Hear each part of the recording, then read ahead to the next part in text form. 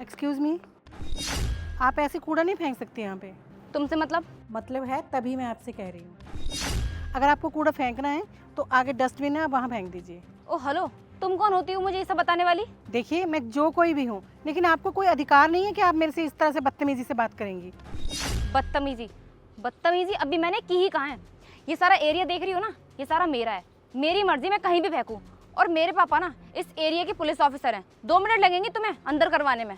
देखिए, आपके पापा जो कोई भी हैं, मुझे इससे कुछ लेना देना नहीं है। आप ऐसे रोड पर गंद नहीं फैला सकती हैं। आप अपना ये कूड़ा उठाइए और इसे आगे डस्टबिन में डालिए जाके। और अगर आप ऐसा नहीं करती हैं ना, तो मुझे मजबूरन कानून का सहारा लेना पड़ेगा।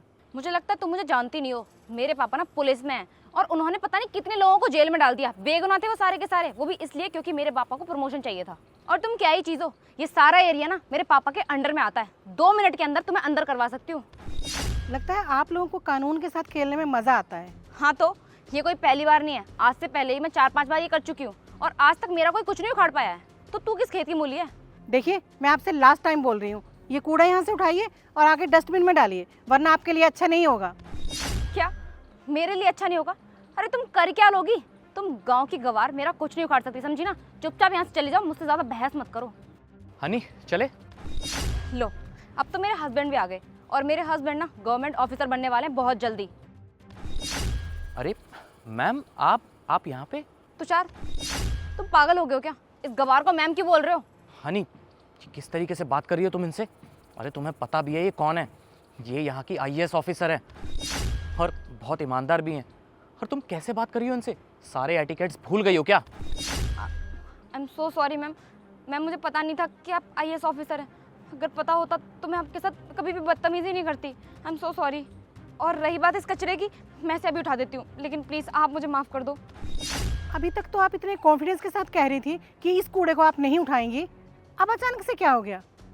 आपके पापा बहुत बड़े ऑफिसर हैं ना इस एरिया के, बहुत घमंड है ना आपको आपके पापा की पोस्ट पे। और इस सड़क को गंदा करने के जुर्म में सज़ा तो आपको ज़रूर मिलेगी, और ये कूड़ा भी आप ही उठाएंगी। और आप क्या कह रही थी? आपके हस्बैंड, इनकी गवर्नमेंट जॉब लगने वाली है।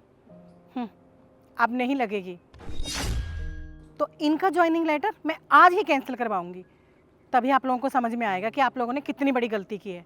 अरे हम कितनी कोशिश करते हैं कि हर जगह सफाई रख के हम अपने देश को गंदा होने से बचाएं, अपने घर के आसपास सफाई रखें, लेकिन सिर्फ आप जैसे लोगों की वजह से ये नहीं हो पाता। आप जैसे लोग अपने घर का कचरा उठाकर रोड पे या किसी के घर के आगे कहीं भी फेंक देते हैं।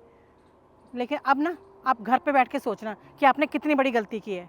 सिर्फ आप जैसे पढ़े लिखे अनपढ़ जो है ना, वही ये हरकत करते हैं, अपने घर का कूड़ा उठाकर रोड पे फैला देते हैं। जिस दिन हम सब ये समझने लग गए ना कि हमारा देश जो है ये हमारा घर है, उस दिन हमारा देश बदल जाएगा।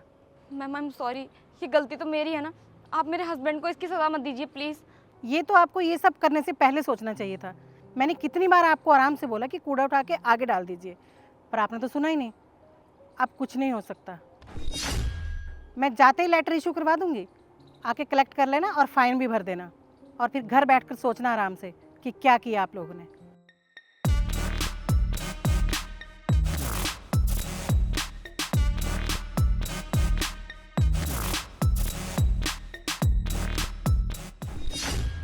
हनी, ये क्या किया तुमने? अरे तुम्हारा दिमाग तो ठिकाने पे है? तुम्हारी इस हरकत की वजह से ना मेरी जॉब चली गई, अच्छा खासा फ्यूचर बिगड़ गया मेरा, सिर्फ तुम्हारी इस बदतमीजी की वजह से। तुम घर चलो, तुम्हें तो मैं बताता हूँ।